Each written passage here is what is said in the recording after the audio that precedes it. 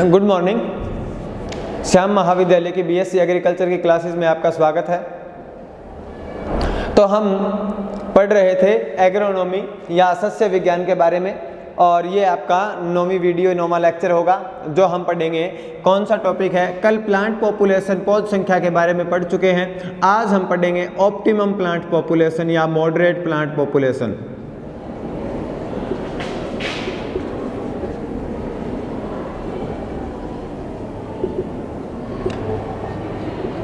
अच्छा, optimum plant population या moderate plant population होती क्या है?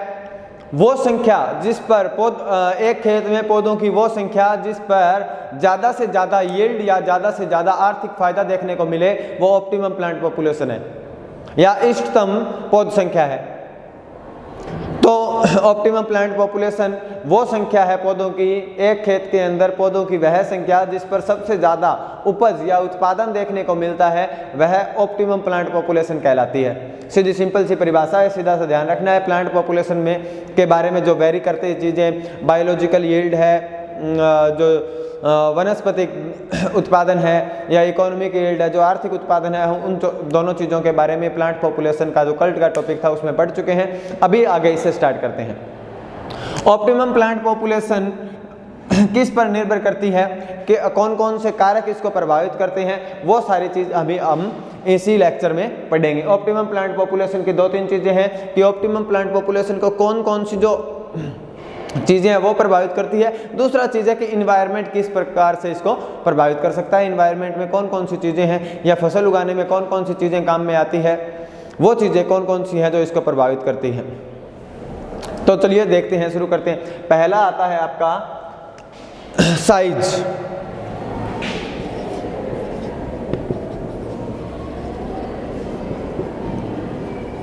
साइज ऑफ प्लांट या प्लांट का पौधे का आकार क्या है।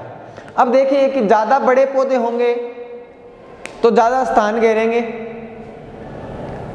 अगर ज्यादा स्थान घेरेंगे तो उनमें यील्ड भी है, उत्पादन भी है, उनमें शाखाएं ज़्यादा होगी, उनके वानस्पतिक शाखाएं हैं जो ज़्यादा होगी, उन पर पत्तियां ज़्यादा होगी, प्रकाश संश्लेषण की क्रियाएं ज़्यादा होंगी।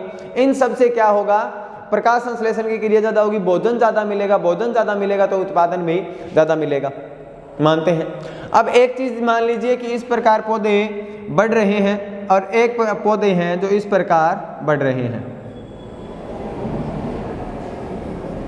शाखाएं इस प्रकार पौधे की बढ़ रही हैं, तो उत्पादन ऑब्वियस सी बात है किस में ज़्यादा होगा? इन पौधों में उत्पादन ज़्यादा होता है।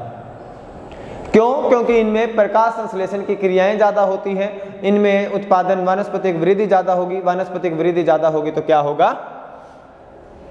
प्रकाश संश्लेषण ज़्यादा होगा। प्रकाश संश्लेषण अगर इसमें ज़्यादा होता है तो क्या है? प्रकाश संश्लेषण की क्रिया अगर इसमें ज़्यादा होती है तो भोजन ज़्यादा मिलता है। भोजन ज़्यादा मिलेगा तो क्या है? भोजन जैसे ही ज़्यादा मिलता है तो वो जो आपको उत्पादन चाहिए, जो आपको उपज चाहिए, उसको बढ़ाने लगते हैं। ठीक है। इसमें अगले अगर एग्जाम्पल की बात करें तो इसमें आता है आपका, मैं एग्जाम्पल लूँ रेड ग्राम का या चने का एग्जाम्पल ले लेता हूँ। तो चने में क्या आता है? चने में सिंपल सी चीज़ आती है कि एक वैरायटी होती है LRG30, लार्ज 30 बोलता हूँ मैं इसको, LRG30। ये क्या है? वृद्धि ज़्यादा करती है, ऊपर की ओर ज़्यादा बढ़ती है, यानी कि ये तकरीबन 1 मीटर की हाइट तक चली जाती है। 1 से 1.5 मीटर तक की हाइट होती है इसकी, 1 से 1.5 मीटर। और दूसरी ओर चने की वैरायटी है जो किसमें है, आमतौर पर उगाई जाती है, वो है इस प्रकार वृद्धि करती है। इस प्रकार तो नहीं, इस प्रकार वृद्धि करती है। इस प्रकार उनमें बना होता है, पत्तियां बनी होती हैं। इस प्रकार से उनमें अगर पत्तियां बनी होगी तो इस प्रकार से ही इसमें ज़्यादा क्या, इसमें पत्तियां हैं वो थोड़ी बनी होती हैं इस प्रकार। तो कुल मिलाकर के कहने की बात यह है कि इसमें उत्पादन है वो ज़्यादा होगा LRG30 से। क्यों होगा? क्योंकि ये तो ज़्यादा ऊपर बढ़ती है ना, शाखाएं तो इसकी नहीं फैलती। जितनी ज़्यादा शाखाएं बनेंगी उतने ज़्यादा पोड बनेंगे। पोड यानी कि जिनमें वो फलियां, जिनमें दाने बनते हैं, जितने ज़्यादा दाने बनेंगे उतना ज़्यादा आर्थिक फायदा होगा। सिंपल चीज़ है। पहला तो था आपका size of plant. Size of plant में अगर साइज ऑफ प्लांट इस प्रकार ज़्यादा है, इस प्रकार बढ़ा हुआ है। तो एक चीज़ और ध्यान देने वाली है कि ये इस प्रकार ज़्यादा बढ़ेगा तो इनके अंदर अंतराल क्या है, ज़्यादा होगा, इनके अंदर अंतराल क्या है, कम होगा। अंतराल कम हुआ तो पौधों की संख्या बढ़ा देनी है, पौधों की संख्या बढ़ाएंगे तो क्या है, उत्पादन हमें ज़्यादा मिल सकता है। हाँ, हमें एक चीज़ का ध्यान रखना है, प्रति पौधे उत्पादन इसमें ज़्यादा है, प्रति क्षेत्र उत्पादन इसमें पौधों की संख्या बढ़ाने से इसमें बढ़ता जाता है, तो प्रति क्षेत्र उत्पादन क्या है, इसमें ज़्यादा होगा। इस बात का ध्यान रखना है। चलिए अगली बात करते हैं। इसमें साइज ऑफ प्लांट, पौधे के आकार के बाद आता है इलास्टिसिटी। इलास्टिसिटी या हिंदी में लिखूं मैं तो लचीलापन। अब लचीलापन क्या होता है, अब मैं आपको दो स्ट्रक्चर बना करके दिखाता हूं कि लचीलापन क्या है।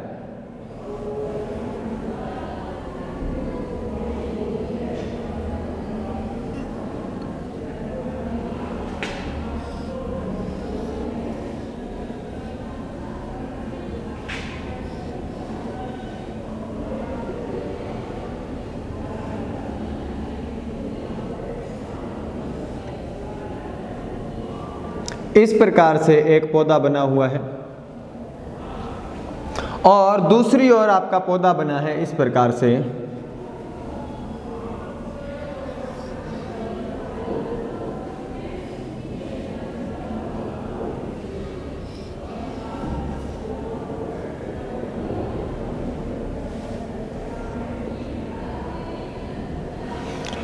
देखिए दोनों पौधों को,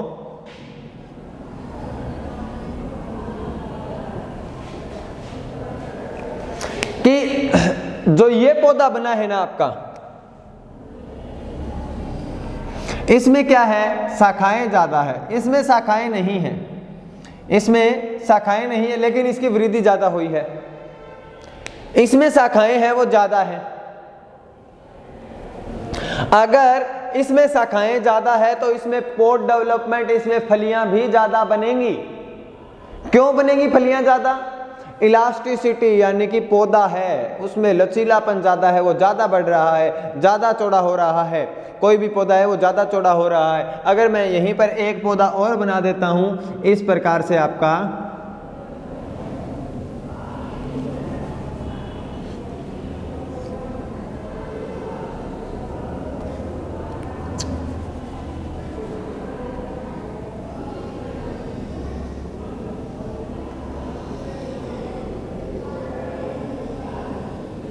अगर इस प्रकार से आपका कोई पौधा और बना हुआ है और इसमें यहां पर बलियां लगी हुई है, तो देखिए होगा क्या कि यहां पर पौधे ने, इसने ज्यादा स्थान घेरा, इसने कम स्थान घेरा, इसने उससे कम स्थान घेरा। तो इसमें सीधी सिंपल सी बात रखनी है कि जिसमें शाखाएं ज्यादा हैं उसमें फलियां ज्यादा लगेगी, ऑब्वियस सी बात है। इसमें उससे फल कम फलियां लगेंगी, इसमें एक या दो ही लगेगी।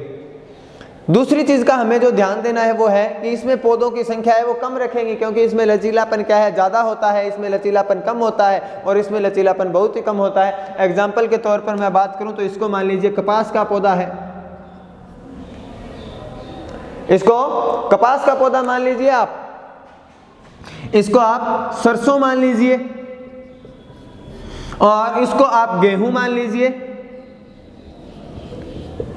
तो क्या है कि इसमें जो आपका शाखाएं हैं वो बढ़ रही हैं, तो इसमें जो पौधों की संख्या है वो भी क्या रखेंगे, कम रखेंगे प्रति क्षेत्र। इसमें उससे ज्यादा रखेंगे, इसमें शाखाएं कम बढ़ रही हैं, शाखाएं इधर उधर ज्यादा नहीं बढ़ रही, तो इसमें जो पौधों की संख्या है वो कपास से ज्यादा रखेंगे। उसके बाद में गेहूं में जो पौधे सीधी वृद्धि कर जाते हैं, बहुत ज्यादा शाखाओं में लचीलापन नहीं आता, उनमें सबसे कम रखा जाता है, पौधों की संख्या को कम रखते हैं। तो किस पर निर्भर करता है कि पौधों में लचीलापन कितना है। लचीलापन ये समझ लीजिए कि पौधों में लगने आने वाली शाखाएं और पौधों में लगने वाली फलियां कितनी दूर तक विस्तृत होती हैं, कितना ज्यादा बढ़ती है। ठीक है, अगर थोड़ा सा बड़ी है तो पौधों की संख्या ज्यादा, ज्यादा बड़ी है तो पौधों की संख्या कम, और बहुत ज्यादा बड़ी है तो पौधों की संख्या बहुत कम। ये इसी बात पर निर्भर करता है, किस पर? इलास्टिसिटी पर। चलिए अगली बात करते हैं, सोयल कवर, यानी कि मृदा का मृदा घेरना। मृदा घेरना या सोयल कवर क्या होता है? देखो कि पौधे जितनी जल्दी मृदा को घेर लेते हैं ना, मृदा में सीधा सा बात है कि यहाँ पर कोई पौधा है, यहाँ पर कोई पौधा है। अब सूर्य के प्रकाश की किरणें आ रही हैं, कुछ इस पर गिरी, कुछ इस पर, कुछ मृदा पर, और इस प्रकार मृदा पर गिर जाती है। ठीक है, सूर्य की प्रकाश की किरणों का क्या फायदा रहता है कि प्रकाश संश्लेषण में सहायक होती है। अब ये प्रकाश संश्लेषण में सहायक है, तो अगर इस पर थोड़ी प्रकाश की किरणें गिरेंगी तो प्रकाश संश्लेषण भी कम होगा, प्रकाश संश्लेषण कम होगा तो भोज्य भी कम मिलेगा, भोजन भी कम बनेगा, तो इनकी वृद्धि भी कम होगी, उपज भी कम होगी। अगर इनका घेराव ज्यादा है, तो अगर इसका घेराव ये मान लीजिए कि इस पे सूर्य की किरणें क्या है, इतने क्षेत्र में कम गिरेगी, बाकी कहां पर गिर जाएंगी? मृदा पर गिरेंगी। इसमें क्या है, ज्यादा से ज्यादा सूर्य की किरणें गिरेंगी, ज्यादा से ज्यादा सूर्य की किरणें ले सकता है ये। अब ज्यादा सूर्य की किरणें लेगा, यानी कि मृदा को जितनी ज्यादा कवर कर लिया, इसने जितनी जल्दी कवर कर लिया, उतनी ज्यादा सूर्य की किरणें ग्रहण कर ली। जितनी ज्यादा सूर्य की किरणें ग्रहण की, उतना सीधी सी बात है कि भोजन ज्यादा मिला। अब भोजन ज्यादा मिलेगा तो पौधे का विकास नहीं होगा क्या?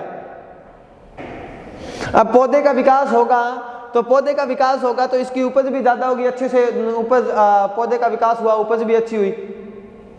अब यहां पर क्या है, पौधे का विकास है कम होगा। इसका मतलब ये हुआ कि जितनी ज्यादा मृदा को घेर लेता है पौधा, उतना ज्यादा उसकी उपज होगी। यानी कि पौधों की संख्या और उपज इस बात पर भी निर्भर करती है कि कितने दिनों के पश्चात या कितने टाइम में पौधों की संख्या को मृदा पौधे घेर लेते हैं। अगर मैं एक एग्जांपल की बात करूं, यहां पर सोयाबीन जानते हो सारे। सोयाबीन में क्या होता है, सोयाबीन तकरीबन 50 से 55 दिन के बाद, अगर 50 से 55 दिन तक उगाने के 50 से 55 दिन बाद तक सारी मृदा को कवर कर लेता है, तो उसका जो उपज है वो 25 से 30% बढ़ जाता है। क्यों? क्योंकि उसने सूर्य की प्रकाश की किरणें सारी घेर ली, उसमें पत्तियां ज्यादा आ गई, भोजन पदार्थ ज्यादा मिला, भोज्य पदार्थ ज्यादा मिला, तो क्या हो गया, उसकी वृद्धि ज्यादा हुई, वृद्धि ज्यादा हुई तो उपज भी ज्यादा हुई। तो ये सॉइल कवर के बारे में था। अच्छा, आगे चौथा पॉइंट आता है शुष्क पदार्थ।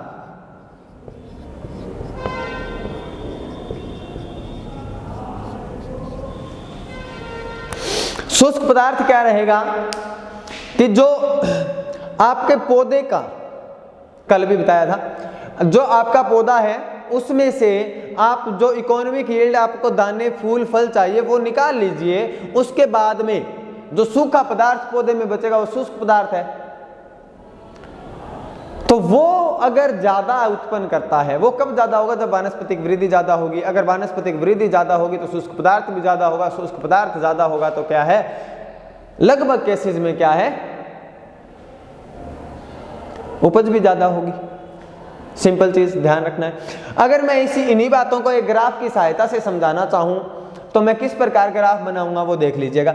साइज, पहला लचीलापन, मृदा घेरना और शुष्क पदार्थ इसमें देखा है। अब इसमें देखेंगे हम जो वानस्पतिक जो आपकी आती है, वानस्पतिक उपज आती है, बायोलॉजिकल यील्ड या वेजिटेटिव यील्ड, और दूसरा आता है आपका इसमें क्या है, ग्रेन, यानी कि जो आपको आर्थिक रूप से बनाते हैं। तो वो प्लांट पॉपुलेशन में ये ग्राफ इंपॉर्टेंट है, बना लीजिएगा, देख लीजिएगा एक बार।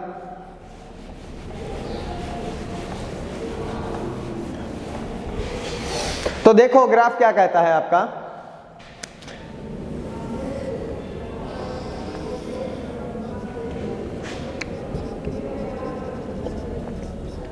प्लांट पॉपुलेशन और पौध संख्या और शुष्क पदार्थ के बीच में ग्राफ है ये। तो इसमें एक साथ में 2 या 3 चीजें दिखाने की कोशिश करूंगा आपको। बायोलॉजिकल यील्ड है ना, वो इस प्रकार बढ़ती है, इस प्रकार, यानी कि पौधों की संख्या के साथ साथ शुष्क पदार्थ की मात्रा भी बढ़ती जाती है। लेकिन एक निश्चित समय आने पर, एक निश्चित पौध संख्या आने के बाद ये जो शुष्क पदार्थ की मात्रा है वो एक जैसी हो जाती है। उसके बाद प्लांट पॉपुलेशन, पौधों की संख्या कितनी बढ़े, लेकिन शुष्क पदार्थ की संख्या, शुष्क पदार्थ की मात्रा नहीं बढ़ेगी। सिंपल चीज है। पौधों की संख्या कितनी बढ़े, पौधों की संख्या जैसे जैसे बढ़ती गई शुष्क पदार्थ बढ़ता गया। अब एक स्टेज ऐसी आ गई जहां पर पौधों की संख्या कितनी बढ़ा लो, यहां से पौधों की संख्या बढ़ती जा रही है, लेकिन शुष्क पदार्थ की मात्रा है वो इतनी रह रही है। इस बात का ध्यान रखना है। दूसरा आता है आपका, ये हो गया आपका biological yield.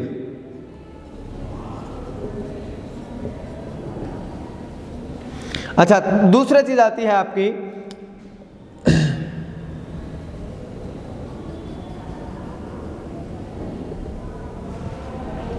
Vegetative yield. Vegetative yield में भी यही होता है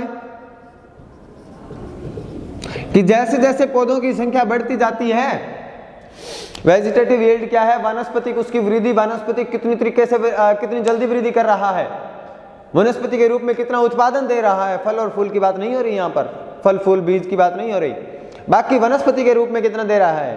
ठीक है, तो वो क्या है, यह है टोटल बायोलॉजिकल, यानी कि फल फूल कुछ भी जो उत्पन्न करे वो है टोटल। ये है पेड़, जितने पत्तियां हैं, तने हैं, जड़ें हैं, वो सब कुछ इसमें वेजिटेटिव में आएगा। तो इसने वृद्धि की किस प्रकार कि पौधों की संख्या के साथ साथ वृद्धि करता गया और बाद में एक निश्चित स्टेज ऐसी आ गई जब इसने वृद्धि करना बंद कर दिया, पौधों की संख्या चाहे कितनी बढ़ती रहे। उसके बाद में आती है कि आपकी बीज उत्पादन या जो आर्थिक उत्पादन है उसको बोल देते हैं। जो आर्थिक उत्पादन है उसका थोड़ा सा इसमें, एक मिनट सॉरी, आर्थिक उत्पादन है, एक मिनट यार,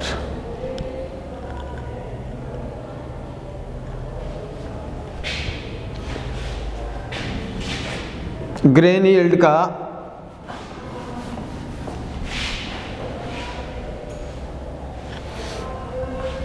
वेजिटेटिव उत्पादन है वो थोड़ा इस प्रकार बनता है, पैराबोलिक, इस प्रकार वृद्धि करती है और यहां पर जाकर के एक निश्चित वृद्धि आ जाती है। ये है वेजिटेटिव यील्ड।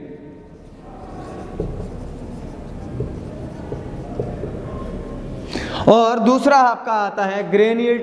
अब ग्रेन क्या है, जितना आर्थिक रूप से इसने वृद्धि की है ना, ग्रेन जितनी आर्थिक इसने किया है, तो ये आ जाता है यहां पर आपका इस प्रकार ग्रेन यील्ड। ग्रेन यील्ड क्या है, एक निश्चित पौधे, जब निश्चित पौधों की यहां पर जाकर के वृद्धि सबसे ज्यादा हुई, ग्रेन्स जो दाने हैं वो सबसे ज्यादा उत्पन्न हुए, जो ग्रेन है वो सबसे ज्यादा उत्पन्न हुई, दाने सबसे ज्यादा उत्पन्न हुए, आर्थिक रूप से उपज सबसे ज्यादा मिली इस पॉइंट पर, लेकिन पौधों की संख्या फिर बढ़ाई आपने तो वो ग्रेन उत्पादन है वो क्या हो गया, कम हो गया।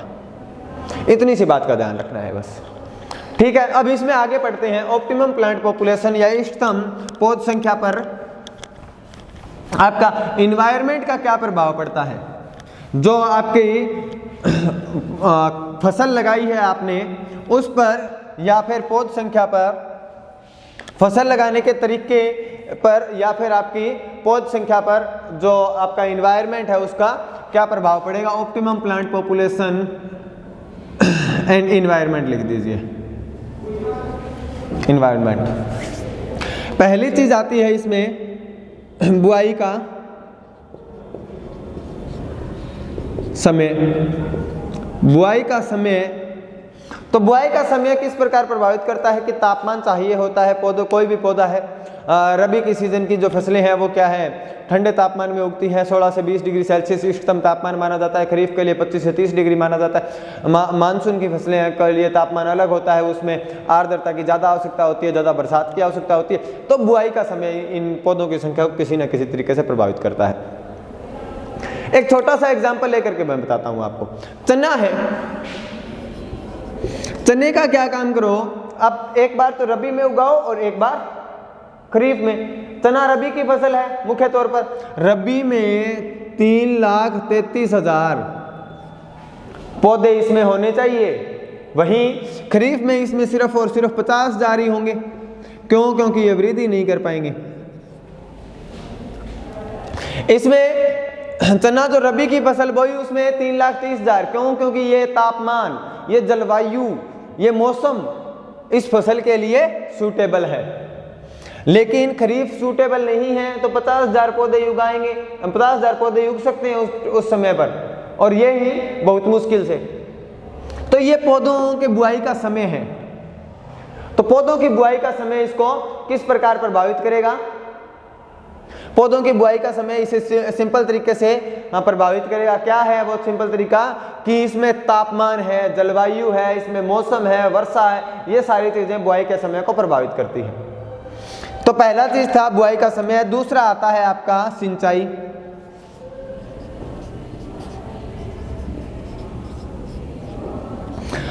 अब देखो, कुछ क्षेत्रों में सिंचाई होती है, कुछ क्षेत्रों में सिंचाई नहीं होती। अब सिंचाई अगर नहीं होती, वहां पर क्या है, फसल है पूरी तरह से किस पर निर्भर करेगी? वर्षा पर। खरीफ की फसलें होंगी, वर्षा पर निर्भर करेगी, मानसून पर निर्भर करेगी। अगर वर्षा कम होती है या ज्यादा होती है तो शुष्क क्षेत्र है, सिंचाई का कोई साधन नहीं है। यहाँ पर पहली चीज तो जो पौधों की बुआई की जाती है, बीज बोया जाता है, वो 10 से 15% अधिक बोना चाहिए, क्योंकि इनका अंकुरण इतना प्रतिशत कम हो जाता है, अंकुरण प्रतिशत इनका कम होता है शुष्क क्षेत्रों में। दूसरी चीज आती है कि अगर सिंचित क्षेत्र है तो नॉर्मल रखना है।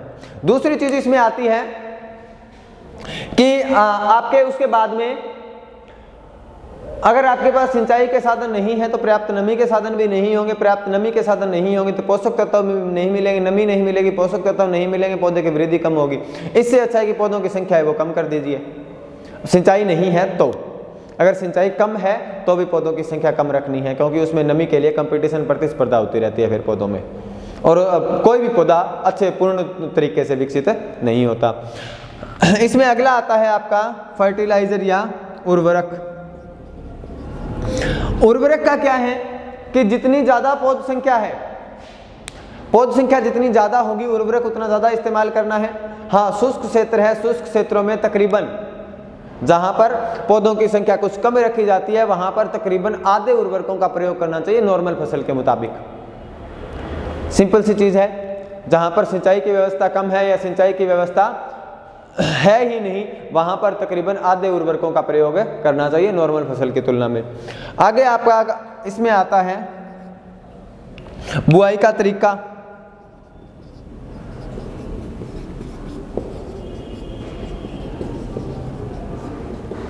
बुआई का तरीका क्या है? मुख्य तौर पर हम बुआई के तरीके को इसके लिए इस्तेमाल करते हैं कि उसमें सही से पौधों को क्या मिल सके, सूर्य के प्रकाश की किरणें मिल सके, दूसरी चीज उसको मिल सके पोषक तत्व मिल सके, उचित उनमें दूरी हो तो पोषक तत्व मिल सके, उचित दूरी है तो नमी मिल सके, उनमें प्रकाश संश्लेषण की क्रिया सही से हो उसके प्रकाश सही से मिले।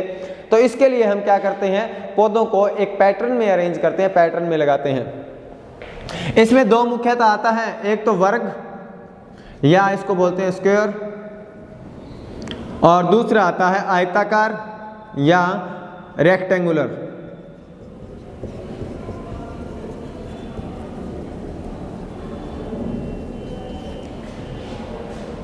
वर्ग और दूसरा आता है इसमें आयताकार, रेक्टेंगुलर।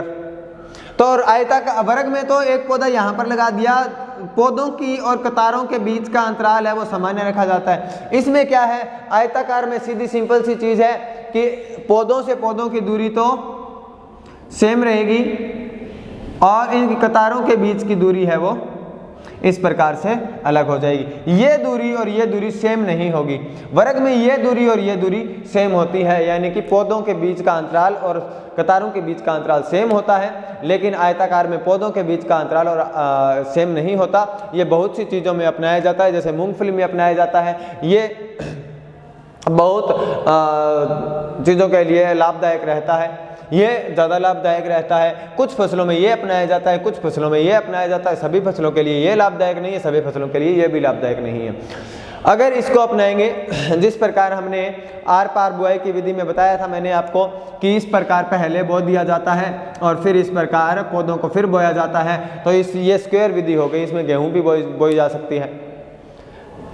दूसरी चीज ये रहती है कि आयताकार में क्या है कि इस प्रकार जो अंतराल है, कतारों के बीच का अंतराल है वो तो ज्यादा कर दिया जाता है, लेकिन पौधे से पौधे की दूरी है वो कम रख ली जाती है, ताकि ज्यादा से ज्यादा क्या प्राप्त की जा सके, उपज प्राप्त की जा सके। और भी बहुत प्लांटिंग पैटर्न्स रहते हैं, लेकिन उनकी बात नहीं करेंगे, ये दोनों जरूरी थे इसलिए हमने इसके बारे में डिस्कस किया। अच्छा, इसके बाद में आता है आपका 5वां पॉइंट आता है गैप भरना।